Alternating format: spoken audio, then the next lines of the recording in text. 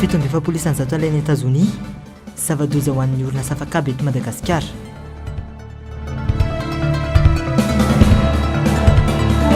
Fitoana fifamoivoizana atsasaky ny asa tokony atao sisany vitan'ireo mpitatitra.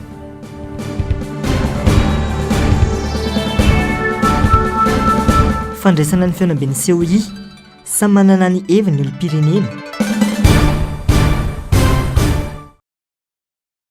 Ny taona 2017 no nananganan'ny fikambanan'ireo mpianatra avy aty Madagasikara na ny IOM ny feonamben'ireo mpianatra malagasy sy ny namany RNS.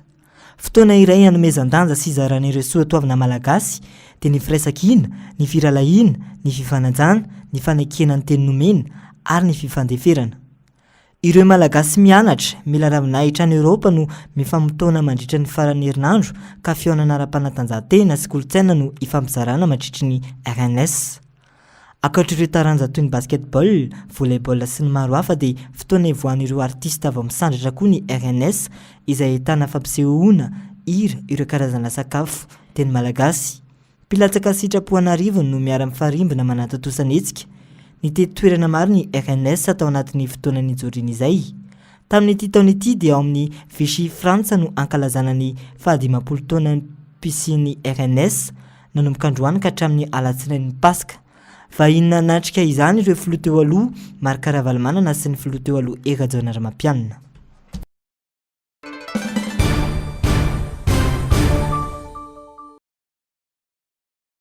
Fitondrana mpanao didy zadina mpitondra ankehitriny, ony solombavam-bahoaka Jean-Jacques Rabenireny. Betsaka ireo olom-pirenena ny voafonja noho ny faneho-kevitra nataony. Raha ny fantatra dia anjaton'izy ireo no migadra efa mantaona ny ampahany betsaka fa nitsakitsana ny lalana misy eto amin'ny firenena ny zavatra atao amin'ny fitondram-panjakana ho hiatrany fanazavana.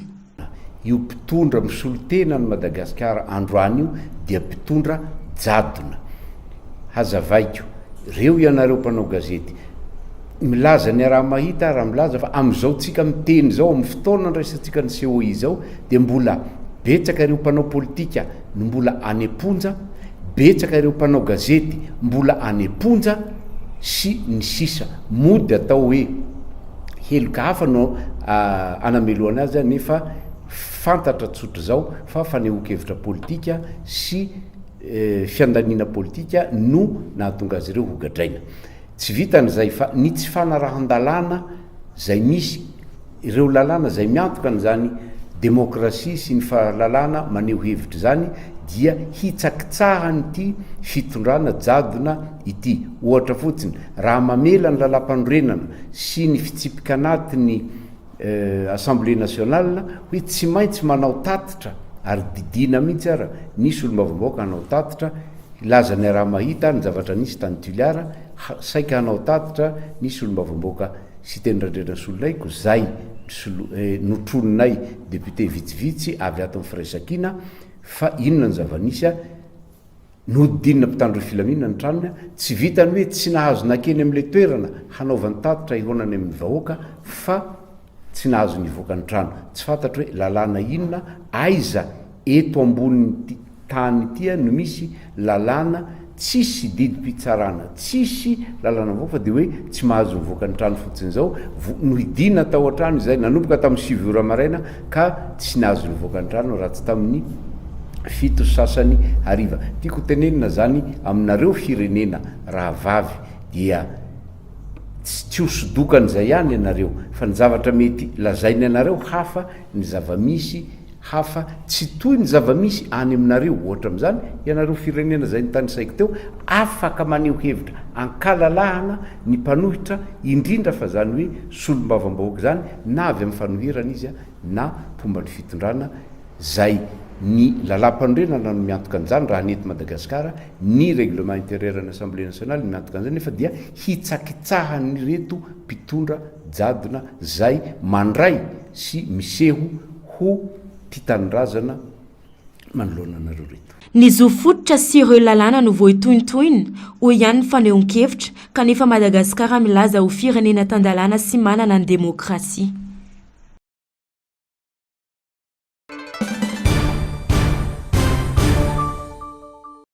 Samy manana ny heviny ireo olom-pirenena malagasy mikasika ny fandraisan'i Madagasikara amin'ny fihaonam-ben'ny firenena eo anivon'ny ranomasimbe Indiana. Ao ireo milaza fa ilaina io fihaonam-be io noho ny tsy fahavitatenan'i Madagasikara, hanome tombony sy ny fifanakalozana raitrak'efa amin'ireo firenena samihafa mandrafitra ny CEI. Zava-dehibe ny fifandraisana amin'ireo nosy rahavavy mba hahafantarana ny fahalalàn'izy ireo ary mba ahafahantsika mampiatra izany hampandrosoana ny firenena. Miandrandra fivoarana sy fampandrosoana araka izany ny malagasy ao aorian'ny fifandraisana fihaonam-be io.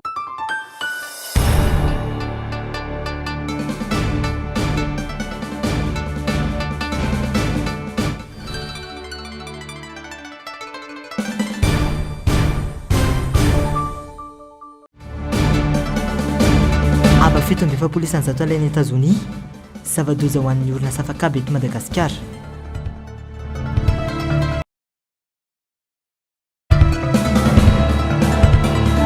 Fitoana fifamoivozana atsasaky ny asa tokony atao sisany vitan'ireo mpitatitra.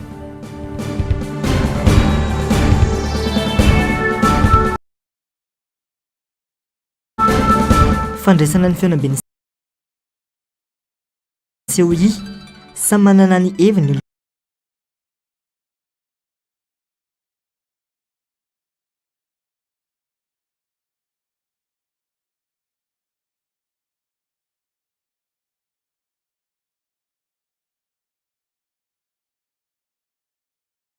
Fitondrana mpanao didy jadona mpitondra ankehitriny, hoy ny solombavambahoaka Jean-Jacques Rabenirina. Betsaka ireo olom-pirenena ny voafonja noho ny faneho-kevitra nataony. Raha ny fantatra dia anjaton'izy ireo no migadra efa mantaona ny ampahany betsaka fa ny tsakitsana ny lalana misy eto amin'ny firenena ny zavatra atao amin'ny fitondram-panjakana ho hatrany fanazavana. Io mpitondra misolotena ny Madagasikara androany io dia mpitondra jadona. Hazavaiko reo ianareo mpanao gazety milaza ny raha mahita raha milaza fa amin'izao tsika miteny zao amin'ny fotoana ndraisantsika ny CEI zao dia mbola betsaka ireo mpanao politika no mbola aneponja, betsaka ireo mpanao gazety mbola aneponja sy ny sisa mody atao hoe heloka hafa no anameloana azy nefa fantatra tsotra zao fa faneho-kevitra politika sy fiandanina politika no nahatonga azy ireo hogadraina. Tsy vitan'izay fa ny tsy fanarahan-dalàna zay misy ireo lalàna zay miantoka n'izany demokrasia sy ny fahalalàna maneho hevitra zany dia hitsakitsahany ity fitondrana jadona ity. Ohatra fotsiny raha mamela ny lalam-panorenana sy ny fitsipika anatiny Assemblée nationale hoe tsy maintsy manao tatitra ary didina mihitsy ara nisy olombavambahoaka hanao tatitra ilaza ny raha mahita ny zavatra nisy tany Tuliara saika hanao tatitra nisy olombavambahoaka sy teny randrena solonaiko zay notrononay député vitsivitsy avy ato amin'ny firaisankina fa inona ny zavanisy nodidinina mpitandro filaminana ny tranony tsy vitany hoe tsy nahazo nakeny amin'le toerana hanaovany tatitra ihonany amin'ny vahoaka fa tsy nahazo nivoaka ny trano. Tsy fantatra hoe lalàna inona aiza eto ambonin'ny tany ity no misy lalàna tsisy didim-pitsarana, tsisy lalàna vaoaka dia hoe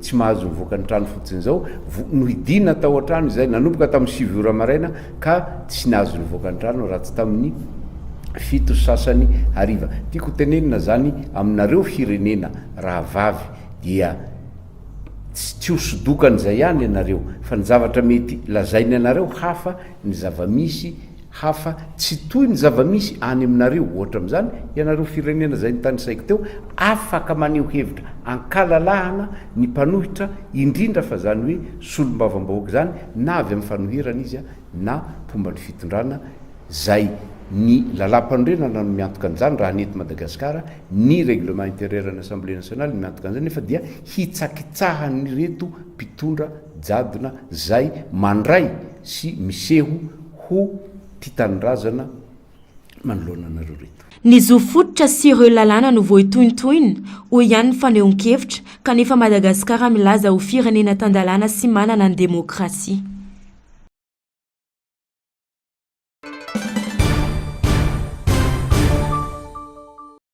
Samy manana ny heviny ireo olom-pirenena malagasy mikasika amin'ny fandraisan'i Madagasikara amin'ny feonamben'ny firenena eo anivon'ny ranomasimbe indiana. Ao ireo milaza fa ilaina io feonambe io noho ny tsy fahavitatenan'i Madagasikara, anome tombony sy ny fifanakalozana raitrekefa amin'ireo firenena samihafa mandrafitra ny COI. Zava-dehibe ny fifandraisana amin'ireo nosy rahavavy mba hahafantarana amin'ny fahalalàn'izy ireo ary mba ahafahantsika mampiatra izany hampandrosoana ny firenena. Miandrandra fivoarana sy fampandrosoana araka izany ny malagasy ao aorian'ny fandraisana feonambe io raha ny fanehoan-kevitr' ireo olom-pirenena sasany. Ilaina raha ny tena marina ka tsika olona nosy tsy afaka miolon'olona ireto fa zara raha misy nosy rahavavy sy notra zany rahana fa mifanakalotra keva sy ny ananany sasany tsy ananany tena moa ny ananany tena tsy ananany hafa dia mifamenao fa ny tena olona misokatra limpandrosoana limpivoarana na ara-tsaina io na ara-toekarena io na ohatr'izay. Etsy an-daniny kosa eo ireo milaza fa tsy ilaina fandraisana feonamben'ny COI satria tsy ampiova amin'ny fiainan'ny malagasy izany fa vao maika aza anahirana noho ny fahatapatapahany fivelomana. Amin'ny lafiny iray aloha raha salana manokana hoy za hoe tsy mety alina izy satria le vahoaka malagasy zao na fivelomany raha lasa tapatapaka be le fiainany. Izay ny anaovako hoe tsy mety alina izy fa raha manome ho an'ny vahoaka malagasy zareo dia mety le izy. Satsy maro zany. Tsy hitako aloha izay mahatsara anazy raha amina manokana. Izay ny tena marina aminy. Raha maha ireo olana misy eto amin'ny firenena ny fandraisana amin'ny feonamben'ny COI dia ilaina ary tokony atao zava-dehibe hoy ny fanamafisana. Fa raha atao kosa fivoriana tsotra eo amin'ny firenena mpikambana sy fisehosehoana dia tsy ilaina izany. Manantena ny halan'i Madagasikara mikejy amin'ny firenena dehibe noho izany ny olom-pirenena raha ny fanehoan-keviny. Ka izay moa zany niaina tamin'ny fotoan'andro tany amin'ny fanjanahantany ka raha ohatra ka ampandroso ary anala amin'ny malagasy eo amin'ny fanagejana ny fanjanahantany dia mahaolana an'izay dia ilaina le izy fa raha tsy mahaolana an'izay kosa le izy fa fivoriana fotsiny hoe resaka rendrarendra dia fampisesehoana le fitondrana sy ny président rehetra filoha samy hafa miara-mivory ireo dia namany tsy dia misy ilana azy ihany satria malagasy nge mitolona mbola mitolona hatramin'izao mbola tokony ho vaindondra raha ny mpitondra ny fijerenany mahasoany malagasy. Anisan'izany ny tokony hanamboarana sy hanatsarana trano lalana simba fa tsy andro vahiny ho tonga vao handray andraikitra. Raisina hoena maso amin'ny vahiny araka izany izao asa ataon'ny mpitondra mialohan'ny fandraisana amin'ny feonamben'ny COI izao raha ny fanazavana trany. Raha nisy zany fijerevana an'ilay vahoaka tokony vaindondra raha sy lara-pahamehana mahaso amin'ny vahoaka satria tokony efa natao zany tsy mila hoe resaka hoe vanim-potoana zao na zao zany fa anjaran'ny fanjakana zany manao andraikitra an'izany amin'ny aditsiny andraikitra izay napetraky ny vahoaka taminy hoe anasoa amin'ny vahoaka izy dia manao an'izay fanamboaran-dalana izay izy fa tsy mila hoe efa misy vahiny tonga na isy inona tonga dia ohatrany zanak'ondry zanaka inona moa mitafy zanak'ondry le filaza azy ambody mitafy zanak'ondry zany eo ianao zany hoe tsara velatsy zany fijerevako azy satria le vahoaka no tokony tsombinina sy tokony ho jerevana fa tsy miandro hoe vanim-potoana sala amin'izao zany ianao vao isehoseho ohatr'izay fa tokony atao zany zay zavatra zay dia mahazo fitondrana ianao dia efa zay no ataonao zay. Mikaikaika ny mpamily fiara fitateram-bahoaka noho ny fitohanana teraka ny fanamboaran-dalana amin'izao fotoana fandraisana amin'ny fivorian'ny COI izao. Miteraka fatiantoka goavana ho ampitatitra sy ny tompon'ny fiara ary ireo mpandeha ny fitohanana satria 3 ka hatramin'ny 4 ora no anaovan'izy ireo ny sotran-dalana na toro iray raha ny nambaran'ireo mpitatitra. Tory 3 ka hatramin'ny 4 eo ihany sisa no vitan'izy ireo ao anatin'ny iray andro raha tokony ho valo tanoany izany teo aloha ka zara raha mahenjika versement ireo mpitatitra. Mampijaly dia misy le embotay azy ohatra mahay zao tororainay zao vita mampijaly be tsy tekizony taranazy tena mampijaly. Tory 3 vitanay zao parivany Erisomandreny anay aloha zany arakaraka le patron io nanay sala nanay malala sala misy le patron tsy manaiky. Mampijaly araka izany ny fitohanana nateraka ny fanamboaran-dalana izay manampitrotraka nefa nisatr'izay ary tena misy fiantraikana amin'ny fiainana malagasy tsy akanavaka ny fotoana very mandritra ny fitohanana. Tsy ny fanamboarana ny ratsy fa mila mijery paikady ho fandradrana ny zava-misy ireo tompon'andraikitra.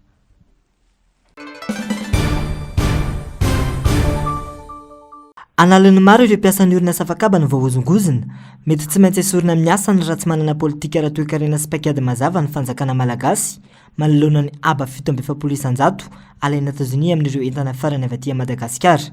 Pahay toe-karena maro no efa naneho ny heviny momba ny voka-dratsiny io aba 7.7 isan-jato alaina amin'ny mpanondrana entana mankany Etazonia io. Zava-doza ho an'ny Madagasikara io tarehimarika io, hoy ny tale jeneralin'ny OZAF Madagasikara.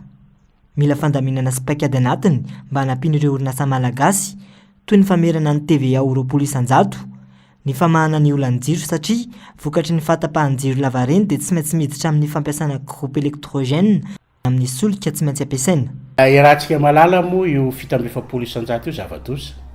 Efa teo moa tonga dia nametraka veto ny président Trump hoe tonga dia ho ampiarina ilay izy fa zao nomeny 3 mois. Le 3 mois io aloha dia ho an'le tana eny an-dala eny fa any ambony ranomasina io fa tsy hoe hono aminy hoe vahaolana ho avy tsony. Ka ny tolo-kevitra ny conseil mba hoe omeko zany dia io organisation interne aloha za mieritreritra mantsy fa tsy aritrely io satria korotana be eran'izao tontolo zao io fa aza moa zay tena tanjon'ny président Trump amin'io fanapahan-kevitra io satria nizaniza firenena matanjaka eto tsisy zany mahaleo teny zany. Ka mavesatra tokoa 7.7 isan-jato io dia vahaolana telo zany nomeko aloha dia mba amerenana aingana le TVA 20% mba ahafahan'le société zany mba miaina aloha. Dia eo ihany koa zany mba omena franchise manokana zany ny satria io moa problème na resaka jiro io tsy maintsy hitondra groupe mba hitazomana anjareo sy hisintomana anjareo dia mba omena franchise manokana izy amin'le solika ho ampiasaina zany mba ahafahany koa mba miamorti mba tsisy fetraikany be amin'ny resaka 47% io. Mba mifanaraka koa zany ny promoteur ny tompon'ny usine zany mba ahena koa zany ny ofany ao anatin'ny fotoana foa fa io tsy aritrely io. Karazana endrika sazo any Madagasikara ihany ny aba 7.7 isan-jato raha ny faneho-kevitra. Etsakilany mety tombotsoantsika ny fikatonan'ny Chine amin'ny Etazonia sy ireo firenena hafa manambana ny anakatom-baravarana aminy toa ny Kanada raha ny fanazavana. Na izany na tsy izany, tsy ho lasa lavitra ny fanapahan-kevitry Donald Trump raha ny faneho-kevitra ihany satria tsy misy firenena mahavita tena ary mila ny Madagasikara ny Amerikanina raha ny fanazavana hatrany. Aritsika koa manana avantage satria ikatona tanteraka zany Chine ny any Asie, surtout Chine zany amin'ny tsenan'ny AGOA dia opportunité ho antsika zany raha itsika manao négoce ary surtout nisy an'le accord teo zay ny tenako moa tamin'izany andro zany no représentant antsika tany Sri Lanka, accord Irak io zany mivahaolana koa marché en Canada dia io koa le accord aty amin'ny ranomasimbe indiana le firenena aty amin'ny ranomasimbe indiana ny torohevitra toroko zany dia marché en Canada dia le free trade azafady le fanakalozana amin'ny entre ny Madagasikara sy ny firenena aty amin'ny ranomasimbe indiana. Io koa zany potentiel io zay natao tany amin'ny 1994 tany angambo izy io raha tsy diso ako zay ministre tamin'izany za moa ny assisté azy tamin'izany zay natao soni tany Sri Lanka no nataony avo be ohatran'io zany 47%.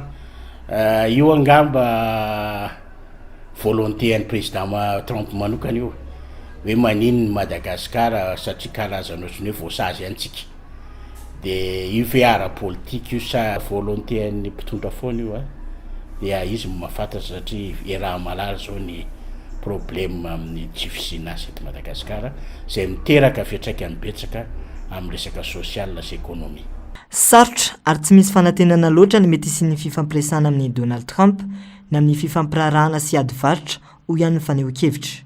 Fa io le fahaizana manao négoce sy le fahaizana mifandresy lahatra sy le fahaizana mifandamina samy tsika eto toerana eo zay zany lalana ivoahana fa raha miveto apetraky ny président Trump aloha sarotra be ny anova satria ny anova hevitra satria izy moa rehefa zay de zay ny fahitantsika iny a tonga ny azy de décret no vokany vo tsy misy mesure raisitsika interne de izy fiatraikany amin'io daholo io ka zay ny vahaolana fa ny hoe ndeha andresy lahatra ny président Donald Trump am'izao fotoana zao am'izao mafana zao aloha hitako sarotrarotra iny zany fa zay foana ny teniko raha fijeriko tsy lasa lavitra io ary tsy andeha lavitra io. Manampola sy mamelona fianakaviana nampitrisany ny sehatry ny indostria indrindra fa ireo orinasa afaka aby eto amintsika. Ratsaivina ny alarobia 9 avrily 2024 lasa teo nisy nidinika ny arahan'ny fanjakana malagasy ireo solotenan'ireo mpandraharaha sy ny indostria ary ny ambasador'ny États-Unis momba ity toedrara ity saingy mbola tsy hita izay tohina hatreto.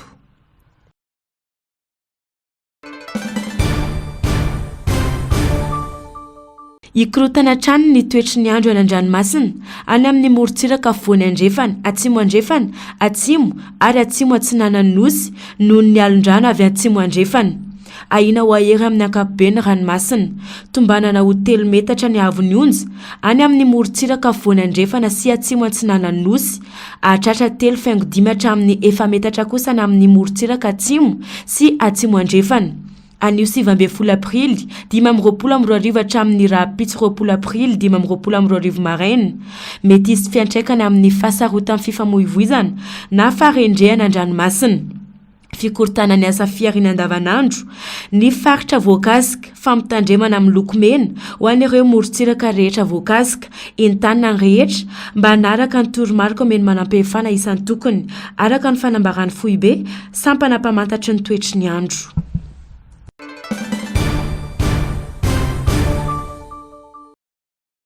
Zazalakely eny taona no naolan'ny lehilahy iray 430 taona omaly ariva tao Ampasimbola commune na Mahatsara district Brickaville raha ny loharanom-baovao no tambatambazin'ilay lehilahy tamin'ny alalan'ny sambosa ilay zaza ka nentiny tany anaty ala nanaovany filandratsiny. Rehefa vita ny nataony dia napetrany teo amoron-dalana ilay zaza. Ny fokon'olona no nahita azy ny tsirarana lemy teo amoron-dalana. Nampandre avetrany ny zandary brigade territoriale Brickaville ny fokon'olona. Nanokatra fanadidina koa ireo mpitandro ny filaminana ka nosamborina omaly ariva ihany ilay lehilahy izay niaiky ny eloka vitany.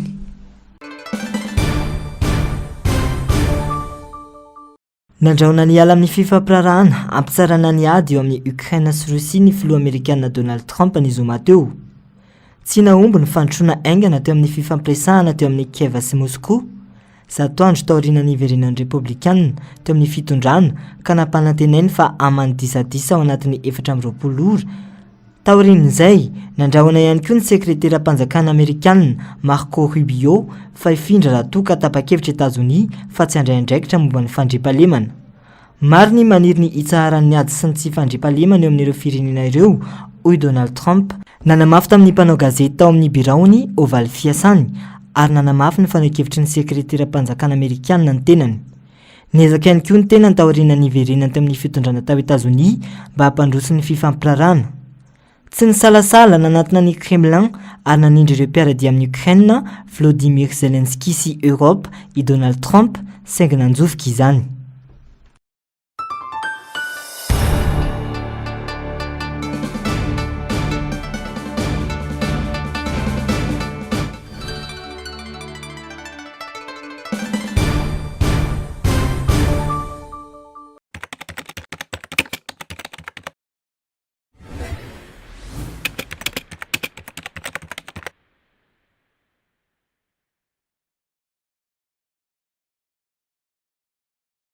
Noho izany fotoana izao ho anao matianina na mbola mpianatra amin'ireto sehatra reto, marketing, communication, infographie, graphisme na multimédia nda ho anovany tantara.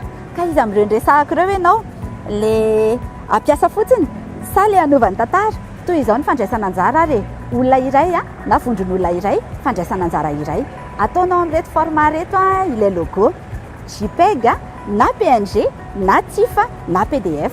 Ampanarahanao PDF anankiray manazava hoe inona ny antony nisafidiananao an'izay logo izay. Alefanao any amin'ny concours@bfm.mg zay rehetra izay. efa nanomboka tamin'ny 7 volana aprily ny fifananana ka hikatony ny 12 ny volana aprily amin'ny 4 raha mbola misy fanontaniana manetsiketsika anao dia makanesa ao amin'ny site ny banque foib www.banquefoib.mg